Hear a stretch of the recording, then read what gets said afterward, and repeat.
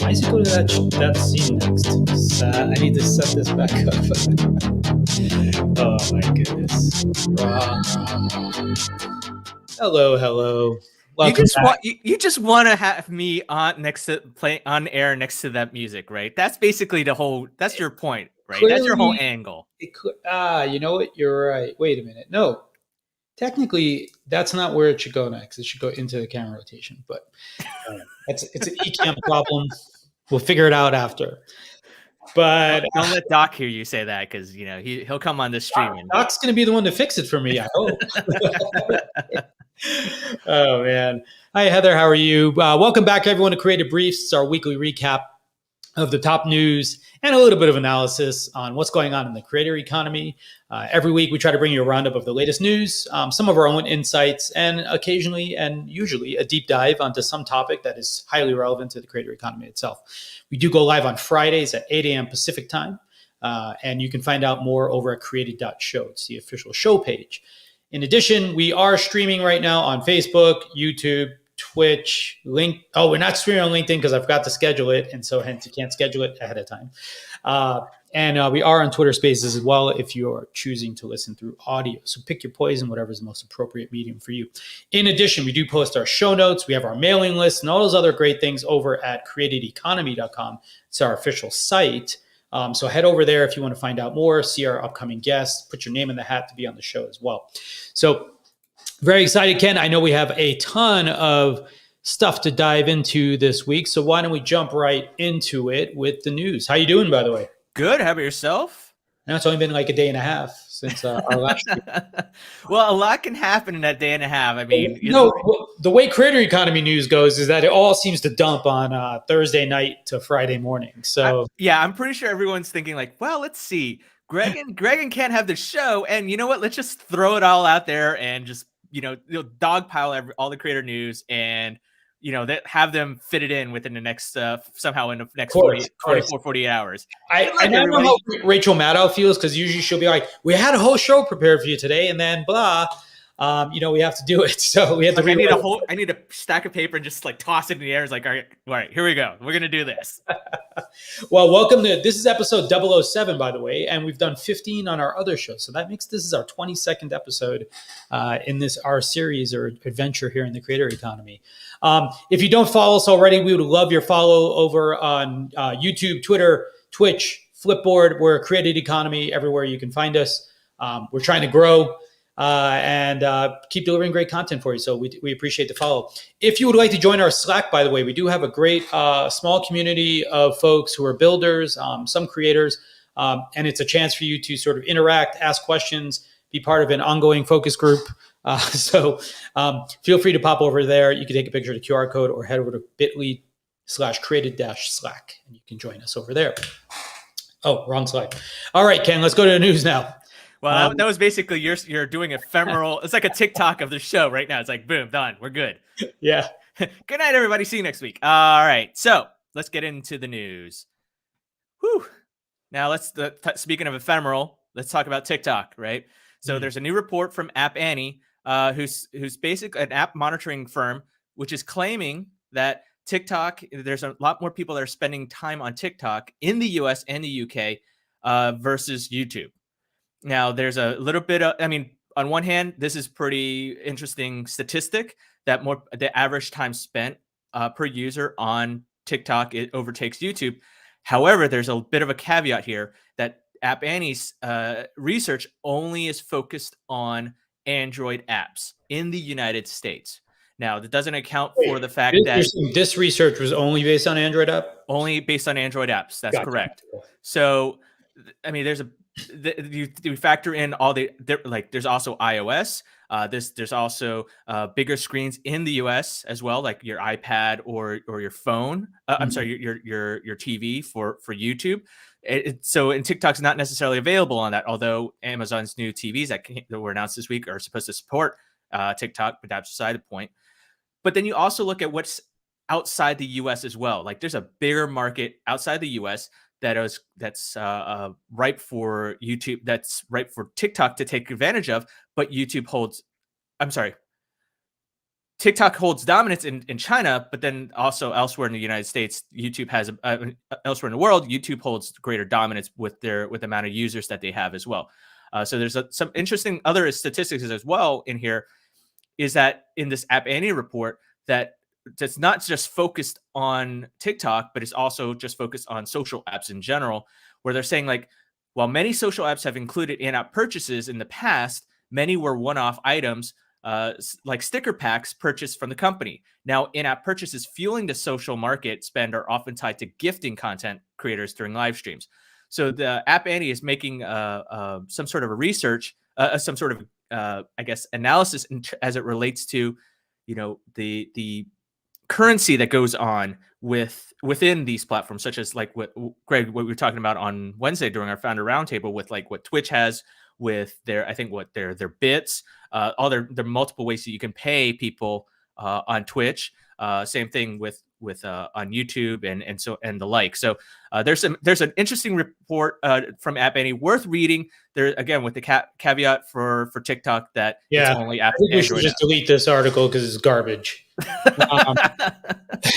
Heather and Victor are both commenting. Yeah, it's kind of a very foolish kind of approach to like try to like study anything, right? Like in America, I do think we tend to have more iPhones actually than we do Androids, but I think globally there are more Androids. So it's kind of a very weird combination to look at.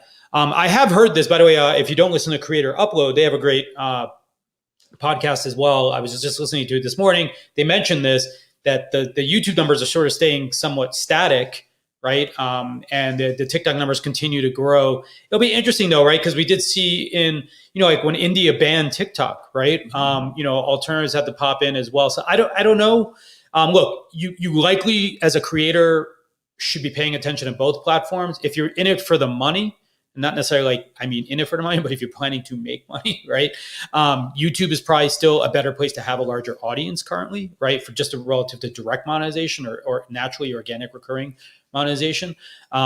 If you are on the TikTok side, then you sort of have to figure out how to to generate revenue from other ways. And so, but it is seemingly easier, right, to grow a big audience on TikTok. So interesting. But yeah, this was like a very poorly formed survey, to say the least. I think that if anything, the one thing to take away from it at the very least is more the conceptual part of it, is that, look, TikTok's growing, right? And it could potentially rival YouTube in general. So definitely don't sleep on TikTok. That's just I think that's the bottom line. I think when you look at the numbers and the average time spent and everything like that, it's still very in flux. And again, I agree, like this survey is very skewed in one aspect. So, take that with a grain of salt, but the overall premise behind it is there is some merit to it. The survey can suck it, as far as I'm concerned. So our friends over at Koji, early guest of the show, Dimitri. By the way, I do some work with Koji, so just for full transparency. But speaking of which, Koji just had some great news. They were in the information, which feels like the new TechCrunch for our space, right? Like getting something featured in there. But what was interesting is that Koji's made a couple of announcements. They just recently brought in Annie Morita, I believe is her name. Did I get that right? Morita. Yep. Yeah. Annie used to run the App Store in China, actually, right? So, and Koji's positioning has ultimately become that they are sort of like the App Store for creators. And if you're not familiar with what Koji does, it's sort of like their tagline, I believe, is like supercharge your link in bio. But fundamentally, the premise, I believe, is instead of just having static links, you could have apps that kind of live on your link in bio, which regardless of which link in bio tool you use. And furthering that relationship, what they've done is they actually rolled out now. They started to collaborate directly with creators in actually creating and shaping some of the new applications that they're putting out. Dimitri's shown in the past like that they have the ability and they move very fast to like clone and recreate sort of other capabilities more natively with better economics. They launched an app called Rares. Can you go to that previous link there, Ken? Sure.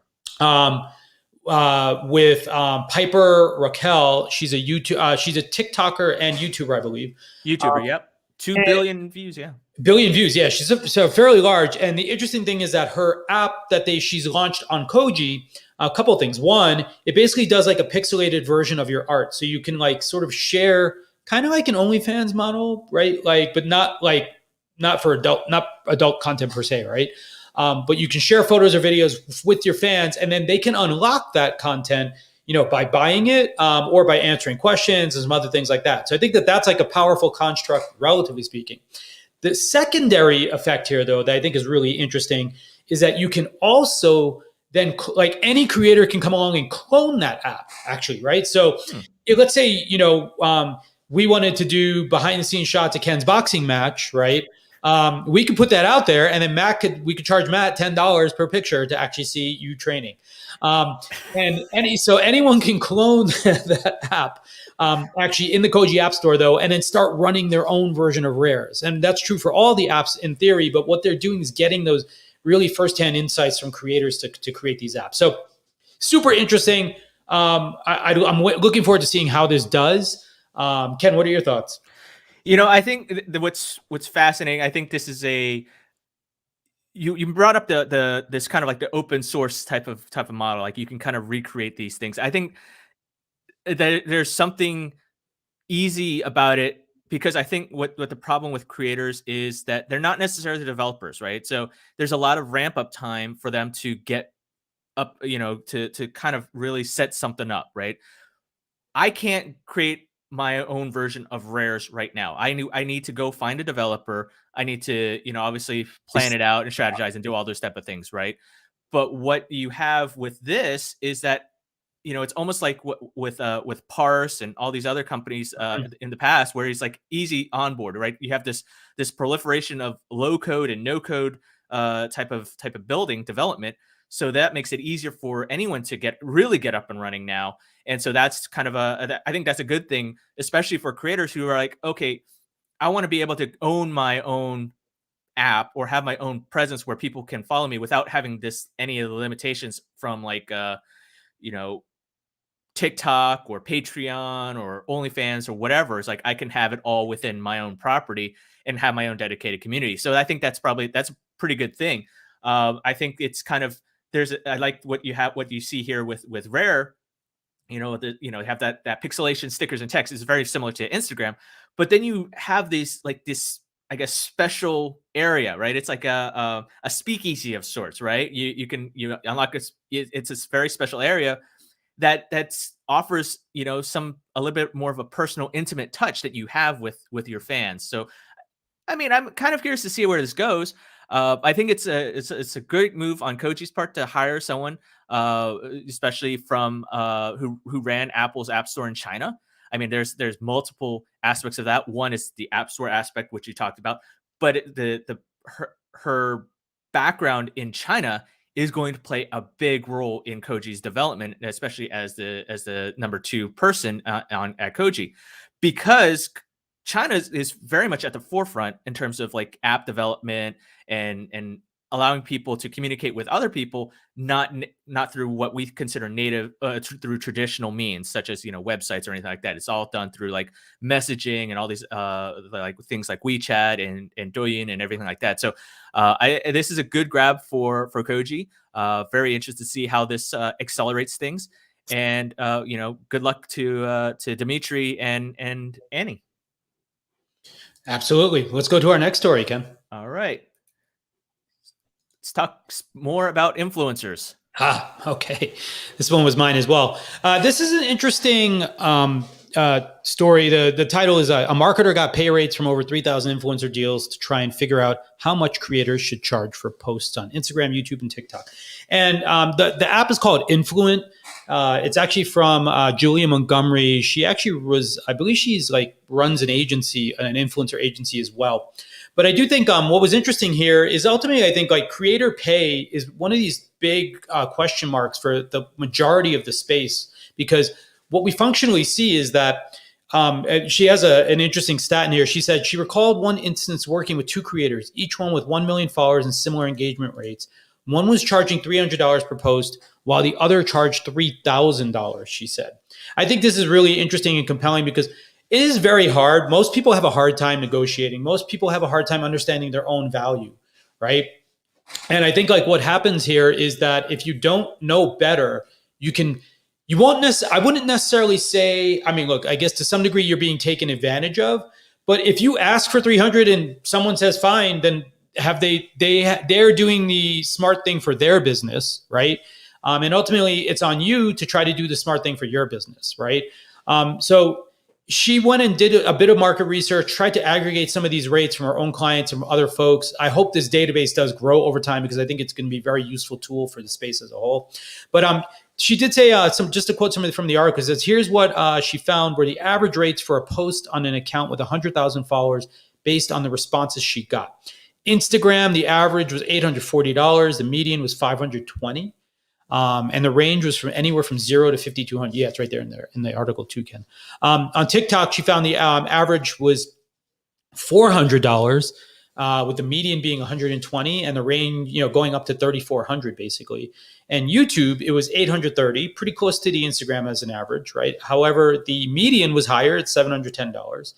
And the top end was at 6,300. So I think it just shows that, again, like we were talking before, there is no industry standard. Absolutely right, Heather. I don't know how easy or hard that is, to be honest, right? There's so many factors inside of in what determines the rates. There's usually ranges, but it's very hard. There are no, you take anywhere, software programmer, any job, PR person, journalist, there's no industry standard per se. Like it's highly, jobs tend to work, I guess, right? Like where are you based? Cost of living, it becomes a factor in that. Experience is a factor.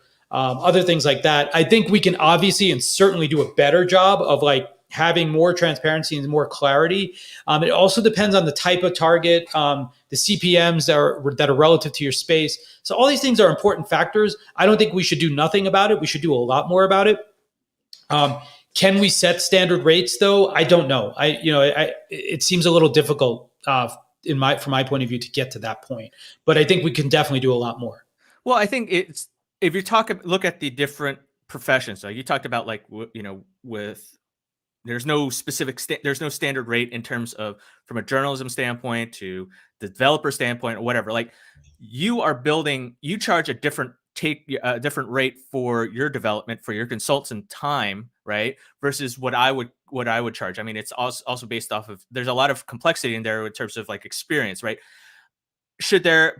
I think there's a lot of those professions have been around a lot longer than, the creator industry and these platforms. So if there's no standard for those professions, it'll probably be a lot longer before we start to see some sort of industry standard for here, right? I mean, I think I kind of recall, was it the now CEO of Rally penned this article for on TechCrunch calling for a creator bill of rights. And that was something that we were going to talk about that. We got to still. That was something that we were going to dive deep into, which we will do in a future episode. But maybe maybe that some of that aspect of a standard take rate should be included there. Although I think it's like there's a lot of complexity and a lot of juggling there, right? It's like, is everyone necessarily keeping the same, right? I mean, should there be a minimum standard, right? Like almost like a minimum wage for creators? I don't know, but then that kind of gets into that whole aspect. Should there be like a universal basic income for creators? And I know that us talking about that will dive down a rabbit hole, which we don't want to get into at this point. So I think there's a lot of complexities as opposed to just simply saying, "Oh, let's have this minimum take rate." But I get to your point, to the point of the article. This is more of an observation that, look, there's a wide range. There's not a lot of transparency amongst these platforms, right? And I mean, you factor in things like what about Twitter? What about Snap? What about all these other platforms? Well, and also platforms have different viabilities. But yeah, Heather, I think, has it right. Yeah, establishing a standard will be tough, right? Since it's hard to price the value of a community. But more transparency would be awesome. Let's continue to work on it. I think we absolutely should. What do we got next, Ken? Let's bring that back. There we go. All right. Speaking of community, ta-da! Nice little segue. I love how we have these wonderful accidental segues, right? Speaking of communities, YouTube and Twitter are in the news talking about community. I think it's like the Steve Ballmer, developer. It's like I should be jumping up and down. It's like community. So here's what we have with YouTube, and I think this. I'm gonna blaze through this really quickly because it's not like super significant, but it is notable. YouTube is making it easier for their creators to unlock this community posting. Now, what is community posting?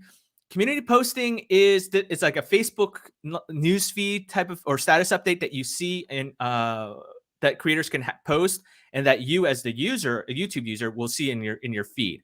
And it's basically a dedicated community tab on their profile. And right now, you needed to have 1,000 subscribers, and now YouTube saying, we're going to cut that in half to 500. So, Greg, we are almost there.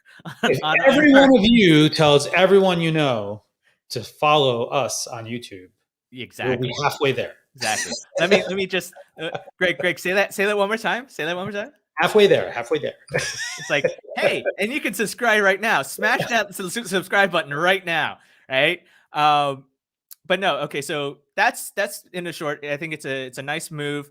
It allows more engagement for creators to interact with their fans as opposed to just kind of putting out content and there's a different way of communicating. I think it's a nice move. All right, now on the other hand, Twitter's like earlier in the week saying, hey, we're going to launch this new service called Communities.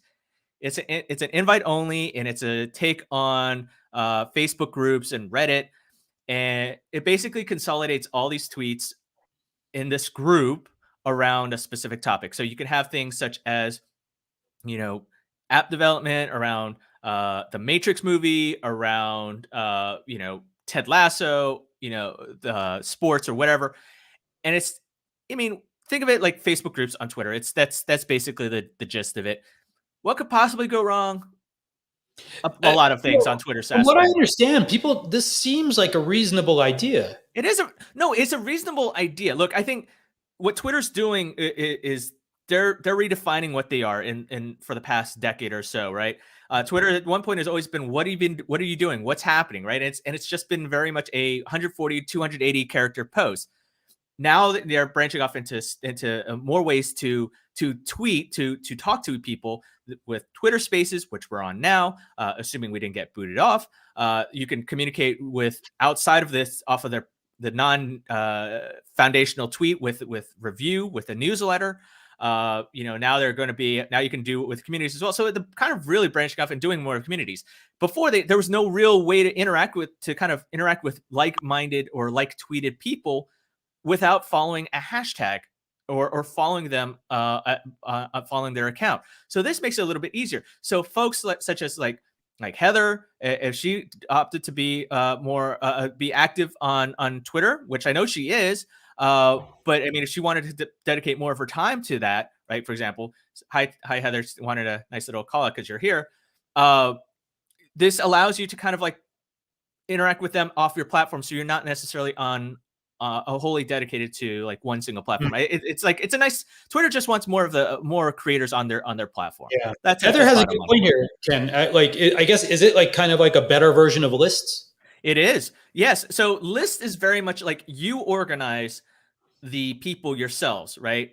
But you can but you're the only one that's going to be able to see that list or be able to interact with that list. Really, I mean, like other people, I can see unless you can make it private or whatever. But communities, it's like it really is more. This is multi-directional. Choosing to be in it as opposed to a list where I choose who's on it, kind of. Yeah, you can be an active participant in a community versus list where you're like, you know, Greg, you'd have to add me to that list. I'm only able to observe what's happening on that list. But only people that are curating it is the owner of said list. Right. Gotcha. So communities, anyone who has the access to the tool could add themselves to this. And could this also, you know, like here you go. So starting this week, you can have things like Astro Twitter, Dog Twitter, which is, I really want to get access to that. You know, you have to have a dog, Ken. Somebody here have a dog that I can borrow for a long time. Dogs are a new NFT. Like you need to. Yeah, does technically that count? I mean, you need to into paw so you can get in. So, but here's the caveat: before you can get, even though it's communities is invite only, it's only available you can only be accessed through iOS right now. If you have access through Android, you'll be able to only read what the tweets now. You won't be able to post to a community. So it's right there. Yeah, I think this is I do like this idea. And I think Facebook groups, by the way, is a very good product, right? Like it is deeply entrenched. There are folks with hundreds of thousands of people in groups. So I think if they can't solve the migration issue, I mean, obviously there are vibrant communities of people in the Twitter ecosystem as well, that they can aggregate and dry up into sort of a common place. That's probably a good thing. But I do think like the secret sauce here maybe to figure out like how to make some of those Facebook groups that are on Facebook for the sake of there not being another tool, maybe also migrate. So very interesting though. What do we got next, Ken? All right. Talking about unicorns here. Yeah, I know. Real short, sweet. Last week, the information had this article around the unicorns. Unicorns being those startups that are valued over $1 billion. And here's some funding news. Live shopping startup Whatnot raises at a 1.5 billion valuation. How much did they raise specifically in their funding round? They don't disclose. But TLDR, they joined the likes of Patreon, Cameo, Clubhouse as startups that have over $1 billion in valuation, right? And then you get other companies such as Splice and Substack, which are approaching that as well. I mean, this is I think we shouldn't be surprised to see like Cameo and Patreon and Clubhouse in that group, so as if you will. I know some people will disagree about Clubhouse being in there, but you know the valuation is at top more than 4 billion. But this is notable that there are a lot more. There's a lot more of a pickup in terms of the creator economy startups. That's all I'm going to say about that. Okay. We do have another article later, but our deep dive is going to be on commerce, so we'll probably loop back to that. Yeah. Just getting to our next article. This is really interesting. It's the TikTok and Snap alums are launching an app called Make It, which is a social music creation app. There's an article over on TechCrunch. They've raised $4 million in seed funding. Very interesting team, obviously very seasoned in the space. What I was really blown away by, though, was just that like it's collaborative music, right? And I see so many interesting things here. It really pulls on sort of like remix culture. But the idea is that you basically can co-create or riff on audio or music content being created by other folks. And then those remixes serve potentially the value of helping you earn new revenue, right? The only thing I didn't see in particular here, right, they sort of allude to the monetization. And they say that there's a 50-50 split, except it wasn't clear how they enforce this actually. Because there is no native e-commerce. So it's not like people buy those tracks or songs inside of the app currently, at least. It seems like you would do this outside. Yeah, Heather's saying it's like duets, but with an original music, which is pretty interesting, I do think. Yeah, so this app is sort of taking like that duets kind of feature and some of what made TikTok really popular, I think, which is the music, right? And saying like, hey, what if we could make our own music and build and create something new and then those new things that get created actually have like some other lasting value, to some lasting monetary value. As I've now got crypto brain and NFT brain as well, like I also see this potentially having some opportunities to maybe persist out, folks collaborating to create a set, maybe 20, 30, 50 things. Imagine minting some of this original music in out as NFTs, and then actually having like royalties that pay in perpetuity for that creator, right? Because you can do downline payments. So it's a really powerful concept. I love the idea of this, and I've seen a few startups in the past that are doing collaborative music making, like some much more lower level, like kind of like distributed Ableton style experiences where like different people could be playing instruments or feeding MIDI into it. But this was just a whole other beast. It's an app that runs in the App Store, like runs on your phone, sort of has like kind of like a stories kind of feel to it, or a TikTok kind of feel to it, but it's collaborative music making. So I just think this is interesting to watch. I haven't tried it yet, but because I have no music abilities whatsoever. But I would like to, give this a go and just understand and learn more about this. So yeah, pretty cool. But so Greg, I mean, you look at what you have with TikTok, right? I think what's fascinating about TikTok is that you can create there's a lot of remixes, right? Dance, there's a lot of remixes to music videos or music. So in a sense, this is what you talked about with like what Heather's talking about with Duet, and what you're talking about with, it has some TikTok-esque type of similarities. Like I see that as well, minus the actual dancing part here, right? This is all, I think you see what people are seeing is that there's success in terms of remixing in general. TikTok certainly has accelerated that trend. So, I mean, will we see more of these type of remixing apps in general, right? I mean, soon could we see like remixing of posts, remixing of the remix idea, right? Koji's are remixable apps. What's this app called again? Make it. What? Yeah, I mean, of course, it's like a horrible domain name. It's like mayk.it. Yeah. But Make It is remixing music. A big part of TikTok was some of this remix ability as well, right? So I do think this is an abstraction above the raw materials, right? And to that end, and I think there's something really powerful here, because creativity is something that almost everyone has in varying ways, but we sometimes get paralyzed by our lack of access to the tools, right? For example, if you're like, one of my interests that I have no business being interested in is like creating electronic music. I watch a ton of videos on YouTube about this, but I don't know how to play an instrument. But I love like that there is now a software abstraction to create music without actually knowing how to play, like not necessarily having to know how to play an instrument. That gives me the hope of maybe trying to do it someday, right? Yeah. Like, whereas like I might not be like, yeah, I'm going to pick up the guitar now, right? Or a piano now, like as a 46-year-old.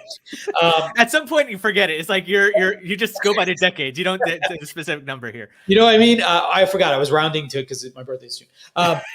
But you see what I mean? Like, and so I do feel like these levels of abstraction do create opportunities for people to be more expressive with their creativity.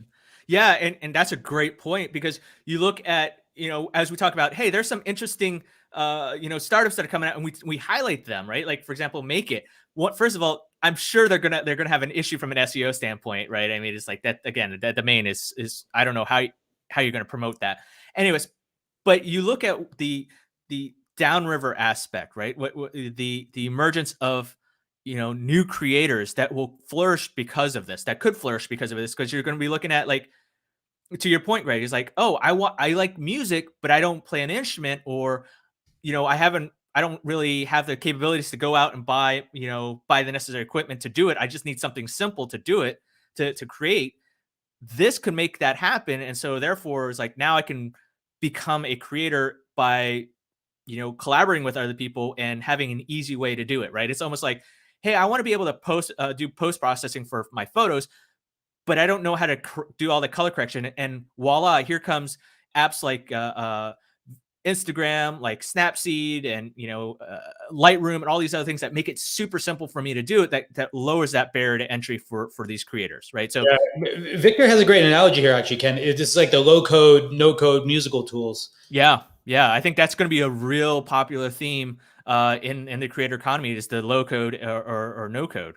And true story, like one of the places I first seen and learned about Ableton was actually Victor's niece. She's been doing this for ages now. Nice. And she's really good at it. And, it's really interesting to just see how this space is moving very quickly. All right. Actually, speaking, since I did mention NFTs, Ken, why don't you jump into this a little bit here? Hey, what are you doing? Stop putting Victor on the screen. Victor never wants to leave the screen.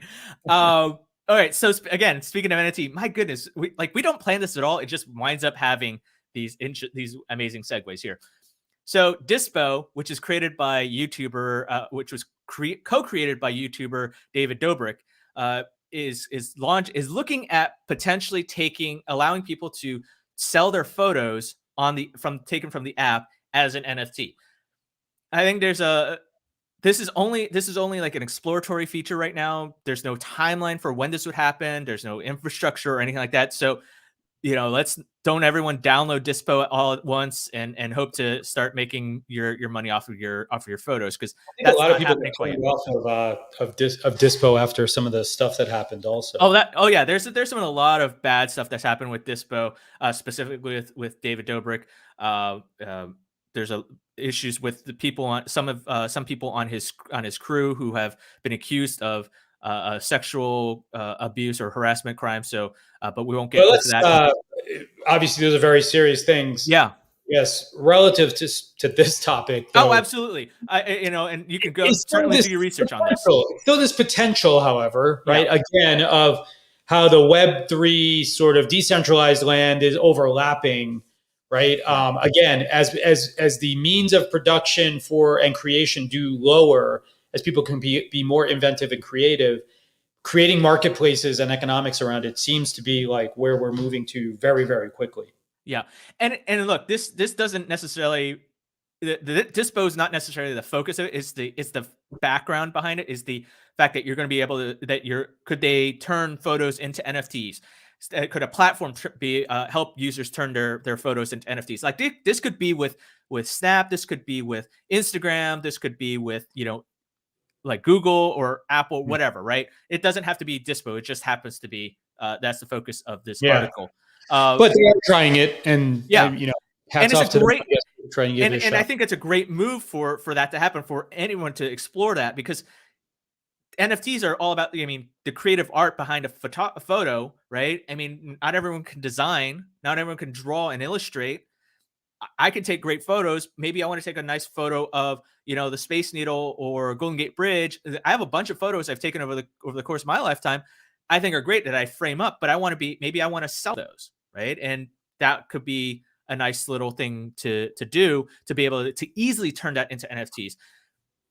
Right now, there's the process to do that is a little bewildering to me. It's crazy. Forget it. Yeah. Like it's not even bewildering. It's like complete nonsense, and it's like the Wild West stuff.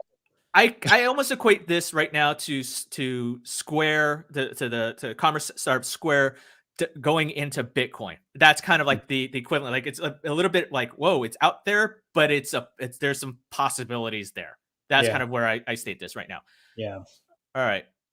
Let's our last article before we dive in. I'm hungry. Talk about Chipotle. Yeah. So, Chipotle used to be one of my clients at Shoot. And they've always been a leader, sort of, I think, in testing social media and trying to leverage it in new and interesting ways. Just a quick mention here that they've now launched what they call sort of their, I forgot the name of it. It's called the Creator Class. And it is basically like a brand ambassador program on the TikTok side.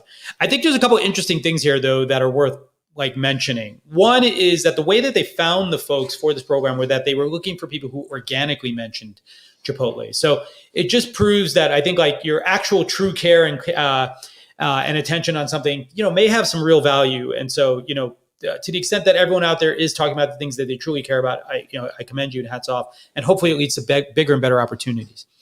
The thing that the creator class itself is sort of tapping into, and just to read from the article here, it says the company's first ever creator class will get tapped for future sponsorship deals when a new menu item or other marketing campaign pops up.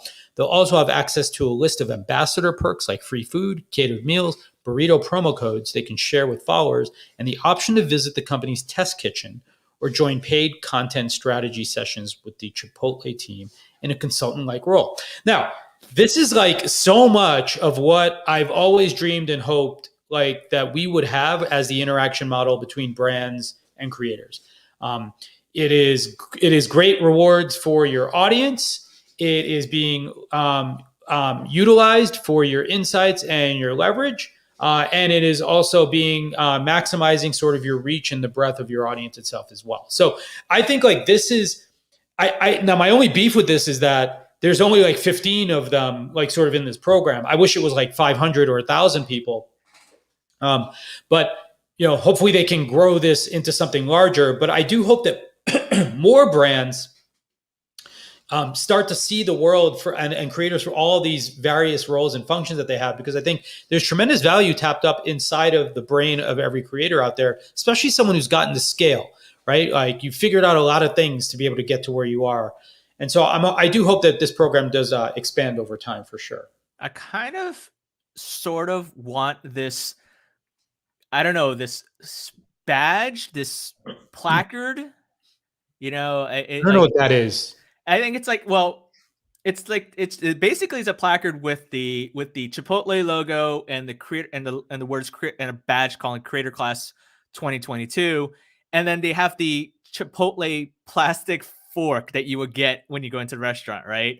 Yeah. With the word creator ingrained on the handle of said plastic fork. I mean, it's almost like that's like a badge of honor in a way if you're a fan of Chipotle. It's like saying like, hey, you've hit like, what was it like that? You got that YouTube play button little thing, right? It's like a nice little achievement. I don't know. It's nice little status symbol. I mean, yeah, I mean, like when we were Clout and you tried to create something special, yeah, right? Like and something that felt exclusive. I think, who doesn't want that? Yeah. Right? I think, now I will say like, yeah, Heather says like the YouTube play button. Yeah. I would say one of the things that I did find interesting is that I haven't heard about as many brand ambassador programs. I know they're out there. They used to feel like they got more attention in the past, and it just feels like a little bit not as visible. Yeah. So I'm just hoping that companies will continue to try to innovate here as well. Yeah, I know we've talked about a bunch of these platforms, whether they're launching funds or launching some sort of a pseudo accelerator type of program. It's like they're basically throwing money at them, right? And to kind of like, hey, go off and do it. I think like there was one with, I think it was like Snap that we're talking about a few weeks ago, which would allow you to work with their creative team. But there was nothing like this type of, tangible, these tchotchke type of badges that you would get as a result of it. I mean, I'm not saying like companies, brands should be giving creators these type of things. I mean, it's a nice little status thing that might be useful for them, but that's not the point though, I think, right? It's a vanity. No, absolutely not. I mean, but again, it's more the vanity, right? It's like, hey, I participated in this. It's like, it's not like a paper certificate. It's like that YouTube play button version for whatever brand, blah, blah, blah. Right. Like for example, if you do it United, you get the little small little airplane. You remember when you're a kid and you flew, the pilot would come by and give you like the little plastic wings or the toy airplane. So maybe that's just me. Anyways, moving on to our deep dive here, Greg. So yeah, I think one of the themes. So we decided the deep dive topic kind of last minute usually. But this week, a couple of times commerce has come up, and also I think on Wednesday's show, if you missed that, feel free to head over to our YouTube to catch it or our website. But one of the topics that did come up when we spent some time chatting was just about like what the future of what I'm just calling creator commerce is, right? And how creators can leverage and further advance sort of like the e-commerce activities. And I think it is it obviously provides a number of different things and directed paths. There's a great article out by Shopify on the creator economy, which Ken has up now. I've tweeted, by the way, for everyone listening in the space, I've tweeted out all the links to the articles already. So feel free to check the nest for the links. But, Shopify sort of takes a stab at sort of interviewing a number of people from across the ecosystem to sort of get their take and their input and feelings about things. There are a lot of notable quotes in this article, and I think to recap what we kind of covered on Wednesday, it feels like e-commerce is coming quickly, right? I think previously we didn't have e-commerce at all inside of the creator native toolkits, or like very, very accidental or indirect pathways to it, right? Affiliate links, et cetera. Instagram rolled out a while ago and tested sort of their own kind of products, and now they have their affiliate product sales. We know Matt from FamePic's been testing that, and it's been working pretty well. Shopify and TikTok inked a deal that we talked about, I believe, last week in the same domain, basically allowing the connectivity of like your Shopify store directly to sort of like your TikTok account. Now, the native platforms, I think they have a tremendous opportunity. Obviously, also Amazon Live, right? Was that last week also? But Amazon Live has been growing, and they're trying to draw more creators into the fold there to actually do more QVC style stuff. I think what the other platforms are doing personally is a lot more interesting than sort of the Amazon style thing. But I guess there's obviously still a place for the Amazon style thing. Like if I was to guess, like Think Media is probably closer to the QVC side these days, and so much of their content that's not a dig, versus like a Heather or a Tom Buck, which may casually and passionately review things that they like. Heather Ramirez and Tom Buck, right? Like our friends, I think they more passionately talk about products, and they sell, but not through selling, right? Mm-hmm. Like they sell because they're passionate talking about it. For me personally, I lean more that way. That feels more aligned with the creators I know, love, and respect. I don't think most creators want to get up and performatively try to sell things, right? And in fact, that's why I think oftentimes a lot of the sponsorship opportunities have not been great for creators, because you could tell they're like switching into this other modality, and there's something somewhat unnatural about it for a lot of folks. So yeah, I don't know if you had any highlights or thoughts from this article, Ken. Yeah, I mean, this is almost like a great deep dive, although there's a little bit of a ulterior motive for Shopify, right? I mean, it's like, okay, so breaking this down, the premise, the actual title of this. Let me scroll up here. Come on, internet. There we go. It's called Creators, It's Time to Protect Your Independence, right? Mm-hmm. And I'll just put that back on the screen. There you go. So it's Creators, It's Time to Protect Your Independence. This is a 14-minute read. That's what they're saying. It's like a 14 minutes to read it. It's a great read, right? Don't get me wrong. I think what they have, Shopify has a lot of expertise in it. And the takeaway I got from this is echoes what our friend Lee Jin has been talking about and posted on Twitter. It's like, look, creators, it's time to own your presence, own your own space, right? It's don't stop renting from Twitter, from YouTube, from TikTok, blah blah blah, et cetera, et cetera. And I get that, that's kind of what I take away from there.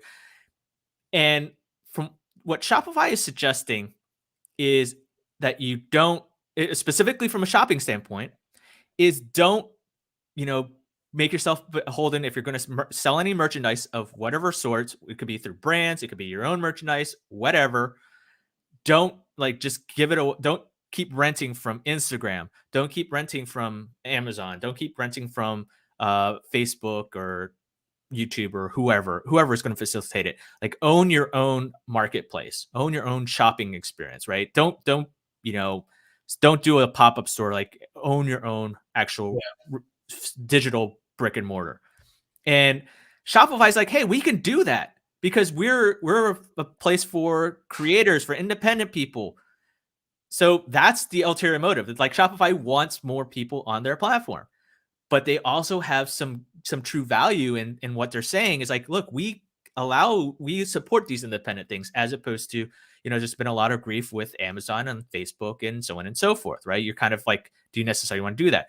But then, as we talked about on Wednesday with our great founders roundtable, it's like, what is more important to people? Is it the network effect that you get by like saying, I want to sell merchandise on Instagram versus I want to sell merchandise have my merchandise sold through Shopify, but you lack that network effect of Instagram, that native network effect, right? Sure, there's nothing to stop you to say like, hey, I can set up shop on Shopify and advertise on Instagram and so on and so forth. Plenty of people do it, but I think people want something a little bit more seamless of an interaction, less friction to be able to maximize their money. And maybe they're not thinking about, oh, let me, I can't manage both of these type of things. So I think that there's an interesting paradox at play here, a little bit of a debate between, mental debate, like where do you want to go? But I see what they're saying in this report, and there's a lot more to dive into this report. That's for sure. Yeah, so I do think this article is somewhat anthropological almost, right? Like, because it does go sort of like through the history of creators. But I think where they end up is there's two parts to this conversation, right? One is, should creators be building their own independent audience? Absolutely. Been saying that for basically like 6 years now. And I think I even said before, if you aren't doing that, you're an idiot, right? Like, there's just no other way to describe your behavior, unless you just don't care about it. If you don't care about it, that's totally fine as far as I'm concerned. If you actually want to build a business or even a job out of this, a career out of this, you need to own your audience to the best extent possible. And you need to start to recognize the platforms as channels that help generate leads for that audience, that community, or whatever you're going to do with it, that customer base, right? One of the things they point out, though, so this is sort of this argument about the audience is sort of orthogonal from whether or not you can do commerce, right? Because you can still do commerce with the audience you have, even if it's rented somewhere else. Right now, there are constraints. Obviously, it's not it's not an even field or playing field there, right? Instagram makes it really, really challenging for you to drive commerce, right? Because like you have to use their direct stuff, at least if you want the frictionless sort of pathways that they provide.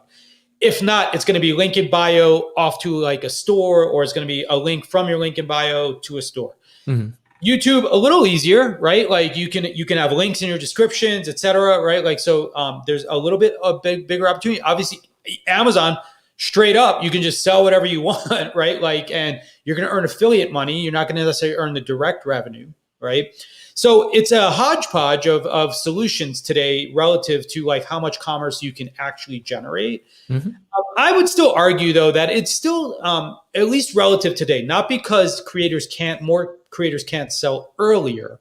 It's just that it tends to be a numbers game. And so if you're rich with audience, it tends to be easier to drive meaningful sales, right? Unless you're selling a very high ticket item and low volume sales is viable, right? If you want to sell 1,000 of a thing, you probably need 10,000, 100,000 people in your audience potentially to consume it. This is what one of the stats they quoted in here was that from that Influencer Marketing Hub research, that only 5% of creators actually listed starting their own brand as something they do. Now, there's a lot of friction in starting your own brand. That friction is being reduced every day as well. Kind of the low code. What was that company, Ken, with the P that does the brands? They build branded products, Petra or something like that. Oh God, I can't remember. There's so many of these type of things. There's one that we just mentioned them a few weeks ago, but either way, like there's a company that does like helps creators develop brand. There's drop shipping, which is another way for creators to sell products. There are warehouses and other kinds of people who produce products for you, right? So there's a lot of ways for creators to get into products that they want to sell. Obviously, there's still merch, which is another thing you can do. But it takes a bit of focus. It takes a bit of attention. It also takes a bit about understanding yourself and then understanding your audience to know what you can do. Because for every blowout hit that there's plenty of failures littering, the graveyard as well. Yep. No, and you're right. And what we have on the screen now is Greg, what you're talking about, that statistic. I'm not surprised by this stats. We've covered this. I think we've actually covered this report from the Influencer Marketing Hub. Actually, earlier in our show weeks ago. That's right. It's like there's a lot more money is going is generated from brand deals. It's still very disproportionate. There's a lot more opportunity for people that want to start their own brand that maybe want to do affiliate links and so on and so forth. But obviously the maximize the opportunity is with brands, because that's where the deep pockets are if you are successful in doing that. But this report also dives further down the rabbit hole of the creator economy, though it is all about, as we're talking about from a shopping aspect, the whole philosophy of owning your independence. What Shopify is looking at here is looks at the pitfalls of platforms that we talked about. They're the new landlords as well. And there's a nice little quote from Samir, half of the Colin and Samir group, which is very much quoted in this report. Social platforms can shift at any moment, and we just have to plan for that. That's a part of the game that we're playing. Actually, there's a quote from Hugo. I don't remember if it's above or below that one, Ken, but it's also really good. Yeah, I'll look for that. There he is. There's a big fracture in trust between institutions and individuals, and as soon as something becomes a little bit big, it starts to behave like an institution. So, Greg, let me ask you this: for somebody that, as a builder, and as somebody who's interacted directly with big tech, these big platforms, you have a very similar relationship to creators, right? Yeah. That have to interact with this, very much what Samir was talking about. How do you interact with that? It's on one hand, it's a life or death situation, for a survival situation for a startup, when company like Instagram changes their API based on what they think is best, right? Because then it could totally destroy your business model. But how do creators, have to deal with that, up and coming creators? Look, there's no easy answer here. My company was almost undone by Instagram changing their API, right? Or changing the rules of the game. So I feel, I know that pain up close and personal. I look at it as the cost of doing business. And I think if we, one of the phrases they use in this article is that platforms are new landlords. Okay, great. Then it's the rent, right? And it's a reasonable point of view, right? You are getting something in return for what you pay them, right? And it's not directly money out of your pocket. That's a way different kind of cost center, right? When it's no, how about this? You pay me as YouTube $1,000 a month and take all the risk that you won't make anything back. This is not a terrible, granted, everything can be improved, but this is not the worst situation ever, right? It's performative, right? It's based on performance. You still get to use YouTube regardless, right?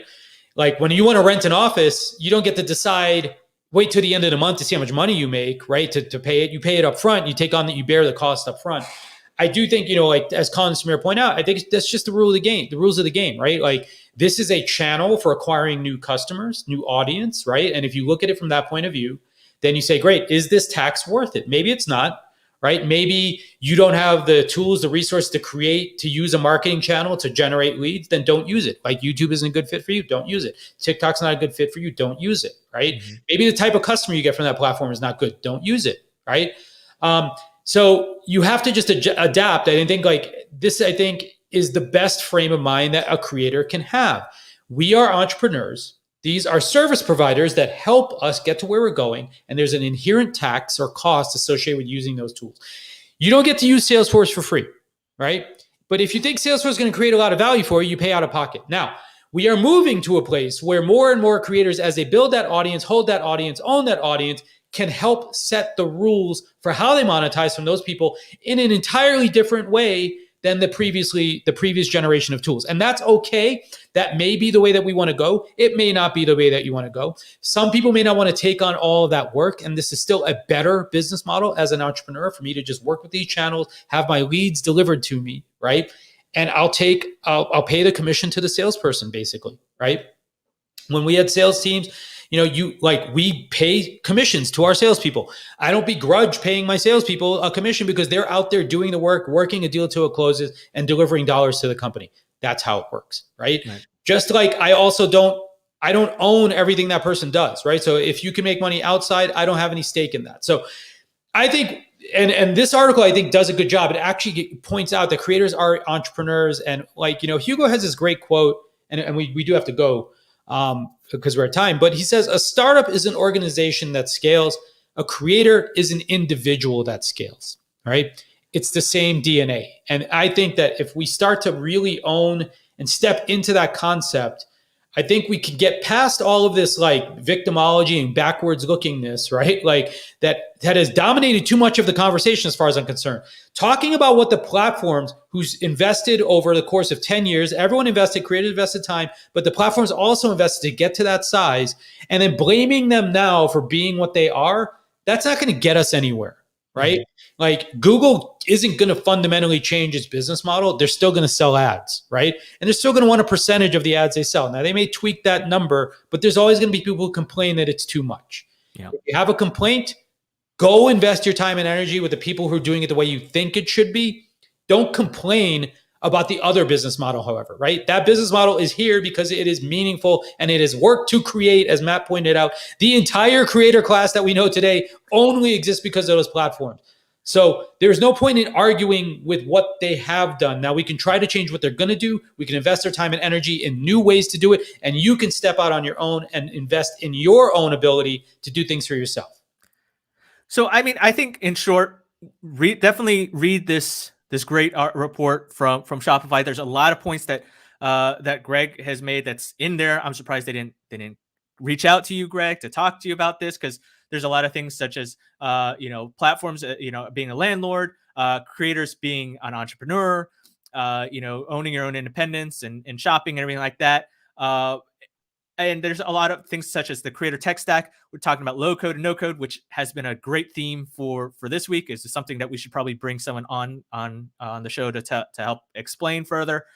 So there's a great point. 14-minute read, shouldn't take up too much time.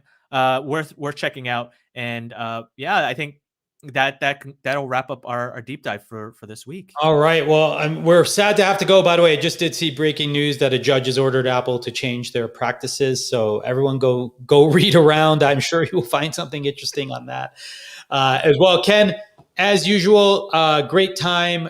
Let's head on out of here. But it was good. We'll see you all on Wednesday. We do have a lot of great guests coming up still. Head over to creativeeconomy.com/guest list if you want to figure out who's on next. And with that, we will see you soon. Peace.